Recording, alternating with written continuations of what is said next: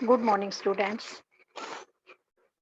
बेटा आज हम अपना व्याकरण का थर्ड चैप्टर स्टार्ट करते हैं, संधि तथा संधि विच्छेद। आपने फिफ्थ क्लास में भी पढ़ा होगा संधि के बारे में, तो वही थोड़ा सा यहाँ पर इम्प्रूव होके आती है नेक्स्ट क्लास में। तो संधि किसे कहते हैं, एक आपको सिंपल सा उदाहरण दे करके बताती हूँ मैं। जैसे किसी के लड़ाई झगड़ा हो जाता है बच्चों का, तो उनमें आपस में लड़ाई झगड़ा दूर करके मेल जोल करवाया जाता है ना, कि मेल जोल कर लो, लड़ाई होके आपस में मिल जाओ, मेल जोल कर लो। तो वो मेल जोल ही संधि होता है, उनकी आपस में संधि करवा दी। लड़ाई हो गई थी, वे बोलते नहीं थे, कुछ भी था, तो उनकी संधि करवा दी। यही बात यहाँ व्याकरण में है। तो देखिए, संधि शब्द का अर्थ है मेल। संधि शब्द का क्या अर्थ है? मेल।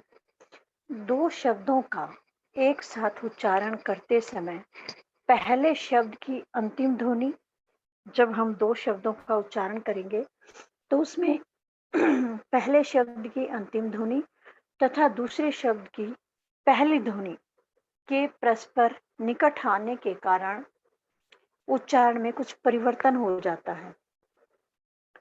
जैसे उदाहरण के लिए राम तथा अवतार शब्दों को एक साथ बोलने पर राम शब्द की अंतिम ध्वनि, राम में अंतिम ध्वनि है मैं, तथा अवतार शब्द की पहली ध्वनि है अ। राम, अब ऊपर परिभाषा उन्होंने, जब हम दो शब्दों का उच्चारण करते तो पहले शब्द की तो अंतिम ध्वनि, जैसे राम की अंतिम ध्वनि है अ, तथा दूसरे शब्द की पहली ध्वनि, दूसरे शब्द की ध्वनि है अवतार में अ। तो इनके निकट आने के कारण उच्चारण में कुछ परिवर्तन होता है। तो ये दोनों ध्वनियां आपने देख ली है। शब्द की पहली ध्वनि अ मिलकर एक तीसरी ध्वनि आ में परिवर्तित हो जाती है। अ, राम की अंतिम है अ, अवतार की पहली ध्वनि है अ, तो ये दोनों मिलकर के आ में बदल जाती हैं। तो इस ध्वनि के कारण राम और अवतार का जब हम उच्चारण करेंगे तो क्या उच्चारण हो जाएगा? रामावतार। क्या हो जाएगा? रामावतार। तो निकट ध्वनियों का जो ये मेल हुआ है, राम और अवतार था, तो ये राम का अंतिम वर्ड और अवतार का पहला वर्ड मिल करके आ बन गए, रामावतार हो गए। तो यह जो इनका मेल हुआ है, यही संधि कहलाता है। निकटतम ध्वनियों का जो आपस में मेल हुआ है, वही क्या कहलाता है? संधि कहलाता है। आ गया होगा समझ कि संधि किसे कहते हैं? दो वर्णों के परस्पर निकट आने पर जो उनमें मेल होता है, उस मेल को ही संधि कहते हैं। अब देखिए नीचे, निकटतम ध्वनियों के बीच यह परिवर्तन तीन प्रकार का होता है। निकटतम ध्वनियों का जो मेल होता है, उसमें परिवर्तन तीन प्रकार का होता है। एक तो देखिए, जगत प्लस ईश, त का परिवर्तन हो गया द में, जगदीश बन गया। एक होता है तय का परिवर्तन ल में, उत प्लस लास, उल्लास। त का परिवर्तन किस में हो गया? ल में, उल्लास बन गया।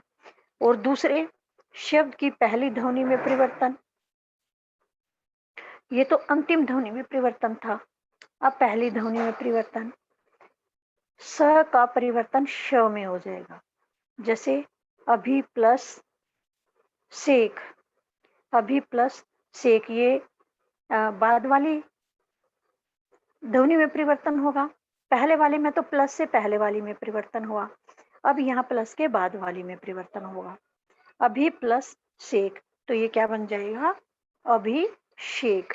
We plus sum, V plus sum, अब इसमें भी प्लस से बाद वाले में परिवर्तन आ जाएगा, श बन जाएगा विषम। दोनों शब्दों की दोनों ध्वनियों में परिवर्तन, दोनों शब्दों की दोनों ध्वनियों में परिवर्तन। कौन सी में? पहले शब्द की अंतिम ध्वनि और दूसरे शब्द की पहली ध्वनि में। तो देखिए, देव प्लस इंद्र, देव प्लस इंद्र, इसमें क्या परिवर्तन हुआ? देव व में अ है और प्लस के बाद वाले शब्द में क्या है? ई है। तो ये दोनों मिलकर ए बन गए। दोनों में परिवर्तन हुआ, पहले में भी, पहले के बाद वाले में और दूसरे शब्द के पहले वर्ण में परिवर्तन हुआ। ये अ और ई मिलके क्या बन गए? ए। तो देव प्लस इंद्र, अ और ई मिलके ए बने, तो क्या बन गया? ये देवेंद्र। उत प्लस हार, उत प्लस हार। अब इसमें तय द में बदल जाएगा और ह ध में बदल जाएगा। त का किस में परिवर्तन हो जाएगा? द में, और ह का ध में। क्या बनेगा? उद्धार। क्या बनेगा? उद्धार। अब बॉक्स के अंदर अब इतना आपने पढ़ लिया है कैसे परिवर्तन हुआ है, तो अब आपको परिभाषा सही समझ आई जाएगी। बॉक्स में देख लीजिए अब सही परिभाषा क्या बनती है इसकी। दो शब्दों का उच्चारण एक साथ करते समय दोनों शब्दों की निकटतम ध्वनियों के बीच होने वाले परिवर्तन को संधि कहते हैं। दो शब्दों का उच्चारण जब हम एक साथ करते हैं तो एक साथ करते समय क्या होता है? दोनों शब्दों की निकटतम ध्वनियों, यानी पहले शब्द के अंतिम वर्ण और दूसरे शब्द के पहले वाले वर्ण, तो ये दोनों निकटतम हो गए। इन निकटतम ध्वनियों के बीच होने वाले परिवर्तन को संधि कहते हैं। अभी ऊपर जैसे आपने देखे हैं, राम प्लस अवतार, यहाँ माँ और आगे अवतार का अवर्ण ले लिया, माँ के अंदर आ गया, इनमें परिवर्तन हो गया, रामावतार बन गया। अब बाकी उदाहरण भी आपने देखे हैं। उत प्लस लास, तो त का लय बदल गया, उल्लास हो गया। तो ये जो परिवर्तन है यही क्या कहलाता है? संधि। दो शब्दों की निकटतम ध्वनियों के बीच होने वाले परिवर्तन को संधि कहते हैं। ये तो था संधि, मिलाना, जोड़ना। अब है संधि विच्छेद। संधि विच्छेद क्या होता है? जैसे किसी की, जैसे मैंने लड़ाई का उदाहरण दिया था, कई लोगों की क्या आदत होती है? आपस में इधर उधर की बात करके किसी में लड़ाई करवा देना, झगड़ा करवा देना, अनबन करवा देना। तो इसी प्रकार से व्याकरण में है, संधि विच्छेद क्या है? संधि की विपरीत प्रक्रिया है। संधि तो होता है मेल, और इसके विपरीत क्या हो गया? टूटना। संधि तो जुड़ना और विच्छेद टूटना। तो संधि द्वारा बने गए नए शब्द को तोड़कर या विच्छेद करके संधि से पहले की मूल स्थिति में जाना संधि विच्छेद कहलाता है। जो संधि है, संधि होकर के एक शब्द बन गया, संधि है शब्द बन गया, उस शब्द को तोड़कर अलग करके उसमें विच्छेद करके पहले की स्थिति में चले जाना क्या कहलाता है? संधि विच्छेद। उदाहरण के लिए सूर्योदय का संधि विच्छेद क्या बनेगा? सूर्य प्लस उदय। अब ये सूर्योदय शब्द है, ये संधि हो रहा है। अब इसको अलग हम करेंगे, संधि को जो संधि हुई है इसको हम अलग करेंगे। किसके द्वारा? क्या होगा फिर? उसमें संधि विच्छेद हो जाएगी।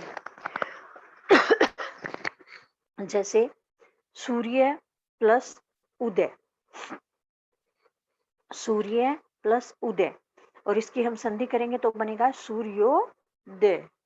और संधि करने के बाद बना सूर्योदय, और सूर्योदय का विच्छेद करेंगे तो बनेगा विच्छेद, संधि विच्छेद, सूर्य प्लस उदय। ऐसे नीचे भी कुछ उदाहरण दे रखे हैं संधि विच्छेद के। जैसे उच्चारण, उच्चारण, उच्चारण में विच्छेद कैसे होगा? उत प्लस चारण। उच्चारण में संधि विच्छेद कैसे होगा? उत प्लस चारण इत्यादि। इसका विच्छेद कैसे होगा? इति प्लस आदि। ये है बेटा संधि विच्छेद। एक होता है वर्ण विच्छेद। कई बार एग्जाम में आता है संधि विच्छेद कीजिए, तो आपको ऐसे करना है, संधि का विच्छेद करना है। और वर्ण विच्छेद होता है जैसे कमल ह, क प्लस क हलंत प्लस अ प्लस, जैसे पिछले चैप्टर में आपने किया था, क हलंत प्लस अ प्लस म हलंत प्लस अ प्लस ल हलंत प्लस अ, वो होता है वर्ण विच्छेद। और ये है संधि विच्छेद। तो कई बार आप क्या करते हो, कोई एग्जाम में ऐसा संधि विच्छेद करने के लिए आ जाता है, तो आप उसको वर्ण विच्छेद में बदल देते हो। ये है संधि विच्छेद, ये ध्यान रख लो आप। इसको आप गलत कर देते हो, इसका वर्ण विच्छेद कर देते हो। संधि विच्छेद करने के लिए आपको एग्जाम में बोला जाता है, लेकिन आप क्या कर देते हो, संधि विच्छेद भूल जाते हो कि संधि विच्छेद कैसे होगी, आप उसका वर्ण विच्छेद कर देते हो, वो रॉन्ग होता है। तो यहाँ ध्यान रखना इस बात का। ये अंतर मैंने बता दिया है। महेंद्र, महेंद्र का संधि विच्छेद महा प्लस इंद्र, ये होते हैं संधि विच्छेद। अब हम करते हैं संधि विच्छेद के भेद। संधि विच्छेद के भेद देखते हैं हम कितने होते हैं। संधि के भेद कितने होते हैं? 3। संधि के कितने भेद होते हैं? 3। स्वर संधि, व्यंजन संधि और थर्ड है विसर्ग संधि। फर्स्ट है स्वर संधि, सेकंड व्यंजन संधि और थर्ड विसर्ग संधि। जो स्वर संधि है हमारी फर्स्ट, इसके भी भेद किए जाते, उपभेद किए जाते हैं। स्वर संधि के 5 उपभेद किए गए हैं। स्वर संधि के कितने उपभेद किए जाते हैं? 5। कौन कौन से हैं? दीर्घ संधि, गुण संधि, वृद्धि संधि, यण संधि तथा अयादि संधि। स्वर संधि के कितने उपभेद होते हैं? 5 उपभेद किए जाते हैं। दीर्घ संधि, गुण संधि, वृद्धि संधि, यण संधि और अयादि संधि। हो गए ना 5। अब इसको आप तालिका के अकॉर्डिंग देखिए, यहां से आपको समझ आ जाएगा। संधि के भेद ऊपर लिख दिया है। इसके बाद इसको 3 भागों में बांट दिया है। संधि को 3 भागों में बांट दिया है। फर्स्ट स्वर संधि, सेकंड व्यंजन संधि और थर्ड विसर्ग संधि। तो फर्स्ट स्वर संधि है, उसी के 5 भाग बांट दिए गए हैं। दीर्घ संधि, गुण संधि, वृद्धि संधि, यण संधि और अयादि संधि दिखाई दे रही है। अब व्यंजन संधि और विसर्ग संधि के कोई भेद उपभेद नहीं है, तो वो खाली छोड़ रखे हैं। स्वर संधि के हैं 5 उपभेद, तो ये तालिका में 5 उपभेद के नाम यहाँ दिए गए हैं। अब स्वर संधि के जो 5 भेद हैं, 5 उपभेदों में से अब हम आज करेंगे 1 2 देखते हैं, जितने भी होते हैं उपभेद भी करेंगे। तो पहले देखिए स्वर संधि। स्वर संधि किसे कहते हैं? 2 स्वरों का परस्पर मेल होने से किसी एक स्वर अथवा दोनों स्वरों में होने वाला परिवर्तन स्वर संधि कहलाता है। स्वर संधि किसे कहते हैं? स्वर का आपको पता है कि स्वर कौन से होते हैं? जिनके बोलने में मुख से वायु बिना बाधा के बाहर निकल जाती है। अ, ई, उ आदि ये स्वर होते हैं। ठीक है, तो वे जो स्वर होते हैं, 2 स्वरों का परस्पर मेल होने से, स्वर ही पहले भी स्वर होगा, बाद में भी स्वर होगा, उनके मेल होने से एक स्वर में परिवर्तन होगा या दोनों स्वरों में परिवर्तन होगा, वह क्या कहलाएगा? स्वर संधि। इसमें व्यंजन और विसर्ग का कोई रोल नहीं है, केवल स्वर का रोल है। तो स्वर संधि के जो 5 उपभेद हैं, उसमें देखिए फर्स्ट है आपका दीर्घ संधि। दीर्घ संधि किसे कहते हैं? जब हर्ष स्वर होते हैं अ, ई, उ, ये क्या होते हैं? हर्ष स्वर 3। और दीर्घ स्वर होते हैं अ, ई, उ, इसके बाद जब हर्ष स्वर अ ई उ हो या दीर्घ स्वर अ ई उ, इसके बाद हर्ष स्वर आए या दीर्घ स्वर आए तो चाहे एक समान आ जाए, चाहे हर्ष स्वर या दीर्घ स्वर एक समान आ जाए तो दोनों मिलकर दीर्घ हो जाते हैं। यानी कि क्या है, पहले वर्ण में चाहे हर्ष स्वर आए या दीर्घ स्वर आए। इसी प्रकार पिछले में भी, पिछले के पहले वर्ण में पहले शब्द के अंतिम वर्ण में चाहे हर्ष स्वर आए या दीर्घ स्वर आए, ऐसे ही बाद वाले शब्द के पहले वर्ण में चाहे हर्ष स्वर आए या दीर्घ आए या दोनों सेम आ जाए, दोनों हर्ष आ जाए या दोनों दीर्घ आ जाए, लेकिन क्या बनेगा, चाहे एक हर्ष या एक दीर्घ आ जाए या दोनों हर्ष आ जाए या दोनों दीर्घ आ जाए तो फिर भी क्या बनेंगे, दीर्घ बन जाएंगे। ठीक है, बड़ा बन जाएगा। अब जैसे आ प्लस आ, चाहे अ प्लस अ हो तो भी आ बनेगा, चाहे आ प्लस अ हो तो भी आ बनेगा, चाहे अ प्लस आ हो तो भी आ बनेगा, आ प्लस आ होगा तो भी आ बनेगा। इसी प्रकार से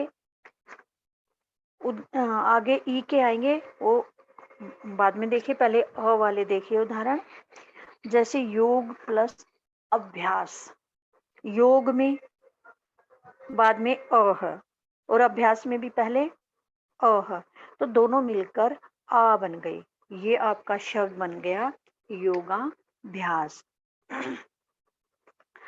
अब परमात्मा, परम प्लस आत्मा, म में अ और आगे अ प्लस अ क्या बनता है, अ, तो ये शब्द बन जाएगा हमारा परमात्मा। क्या बन जाएगा, परमात्मा। इसी में थर्ड रो में देखिए, महा प्लस आत्मा, महा प्लस आत्मा, महा में आ गया प्लस आत्मा में भी आ गया, तो ये दोनों मिलकर के आ बन गई। अब बताया था ना ऊपर मैंने, चाहे अ प्लस अ हो तो भी आ बनेगा, आ प्लस आ हो तो भी आ बनेगा, अ प्लस आ हो तो भी आ बनेगा। तो ये आ प्लस आ का उदाहरण है, महा प्लस आत्मा, आ बन गया, दोनों को मिला करके आ प्लस आ को मिला करके आ बन गया, तो ये हमारा शब्द बन गया महात्मा। आगे ई का देखिए, ई प्लस ई, सॉरी ई या ई प्लस ई या ई हो तो क्या बनेगा, ई।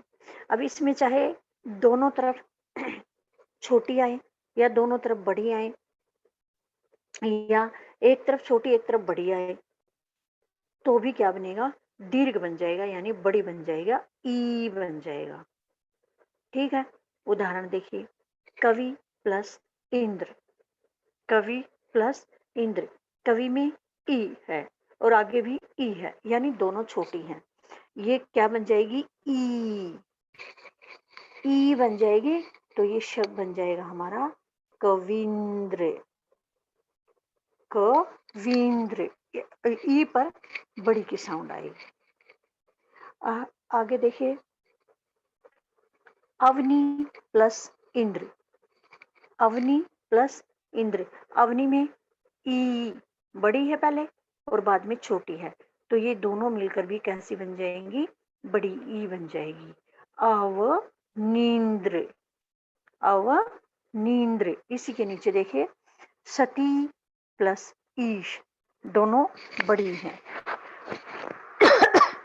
सती में भी बड़ी है प्लस ईश में भी बड़ी है, तो दोनों ई मिलकर के ई बड़ी बन गई, शब्द बन गया हमारा सतीश। चाहे दोनों बड़ी हैं, चाहे दोनों छोटी हैं, चाहे एक तरफ बड़ी है एक तरफ छोटी है, तो भी ये बड़ी बन जाती है, दीर्घ बन जाती है मात्रा। आगे देखिए, उ ऊ प्लस उ ऊ कैसे बनेगा, ऊ, छोटे ऊ होंगे दोनों तरफ तो भी बड़ा ऊ बनेगा, बड़े होंगे दोनों तरफ तो भी बड़ा ऊ बनेगा। एक तरफ छोटा और एक तरफ बड़ा होगा तो भी क्या बनेगा? बड़ा ऊ। उसको बोलेंगे हम ऊ। अब देखिए आगे उदाहरण गुरु प्लस उपदेश। गुरु प्लस उपदेश। अब गुरु में र में ये छोटे ऊ की मात्रा है। र में कैसी मात्रा है ये? छोटे ऊ की मात्रा है। गुरु प्लस उपदेश। उपदेश में भी ऊ है, छोटा ऊ है। तो दोनों ही ऊ हैं यानी छोटे हैं, साउंड से ज़्यादा समझो बेटा आप। को छोटा बड़ा करके मैं इस करके बोल रही हूँ, काफ़ी बच्चों को साउंड का नहीं पता। नहीं तो साउंड से समझना चाहिए आपको। उ ऊ इससे आपको पता लगेगा उ बोला तो छोटा है, ऊ बोला तो बड़ा है। तो उ प्लस ऊ क्या बन गया? ऊ। तो अब शब्द बन गया हमारा गुरूपदेश। जो ये गुरूपदेश संधि हुई है, इसमें र के अंदर ये दूसरी तरह की मात्रा है। ये कौन सी है? ऊ की, बड़े ऊ की। छोटे ऊ की तो पहले है गुरु प्लस उपदेश में, जब ये संधि होके बन गया तो बड़ा ऊ हो गया। इसमें मात्रा बन गई आपकी गुरूपदेश। अब ऊ की मात्रा का पता लग गया ना आपको? इसी प्रकार साउंड से आप सीखो। अब है भानु प्लस उदय। भानु प्लस उदय। अब इसमें भी उ प्लस उ क्या बन गया? ऊ। भानुदय। इसी के नीचे देखिए भू प्लस ऊर्जा। पहले क्या है? भू ऊ प्लस ऊर्जा में भी ऊ, दोनों मिलकर के क्या बन गए? ऊ। तो ये शब्द बन जाएगा हमारा भूर्जा, यानी दीर्घ हो गया ऊ। अब नेक्स्ट भेद है इसका स्वर संधि का गुण संधि। पहला क्या था? दीर्घ संधि। अब है ये गुण संधि। गुण संधि में देखिए क्या होता है। गुण संधि में अ आ के बाद ई आने पर ए बन जाता है। गुण संधि में क्या होता है? पहले शब्द के अंतिम वर्ण में यदि आ होता है और बाद वाले शब्द के पहले वर्ण में ई होता है, ई होता है तो ए बन जाएगा। और यदि आ पहले वर्ण के अंत में आ है और बाद वाले वर्ण के पहले वर्ण में ऊ है तो ऊ या ऊ है तो ओ बन जाएगा। तथा री होगा तो री की जगह अर बन जाएगा। री की जगह क्या बन जाएगा? अर बन जाएगा। अब देखिए उदाहरण के द्वारा आपको समझ आ जाएगा। जैसे अ आ प्लस ई ई क्या बनेगा? ए।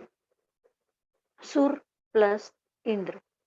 सुर में अ है प्लस ई है तो ये दोनों मिलके ए बने तो ये बन गया सुरेंद्र। क्या बन गया? सुरेंद्र। अब है महा प्लस ईश। महा प्लस ईश। महा में आ गया प्लस ई। आ और ई मिलके क्या बन गए? ए। महेश।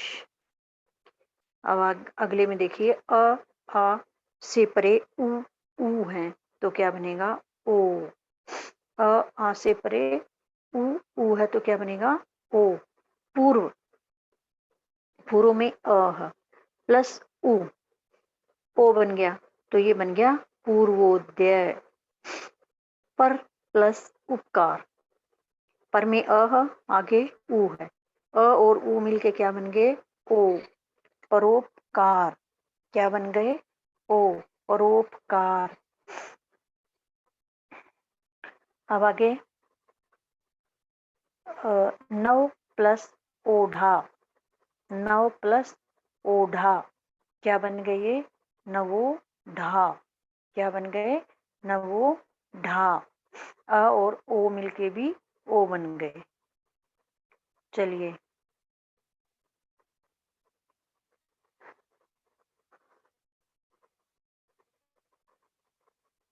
ये सॉरी ये गलत हो रहा है, नव प्लस ऊढ़ा आएगा, ओढ़ा नहीं है ऊढ़ा, मिस प्रिंट हो रहा है ये। आगे देखिए आ से परे री होगा तो अर बन जाएगा। देव प्लस ऋषि, देव में अ है प्लस री, अ और परे री होने पर क्या बनेगा अर, ये शब्द बन जाएगा देवर्षि।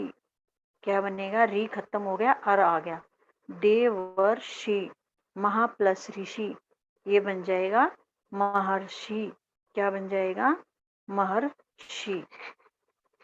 तो यहाँ तक आपने संधि पढ़ी, समझ आ गई होंगी, कुछ तो आई गई होंगी। लेकिन जब आप इनको अपने आप अच्छी प्रकार से पढ़ेंगे, नियम देखेंगे, संधि संधि विच्छेद करके देखेंगे, संधि करके देखेंगे, तब आपको ज़्यादा समझ आएंगी। ऐसे मेरे खाली बताने से समझ में आपको नहीं आएंगी। आपको इसमें टाइम देना पड़ेगा, बहुत मेहनत करनी पड़ेगी, नियम पढ़ने पड़ेंगे और उनको याद करना पड़ेगा।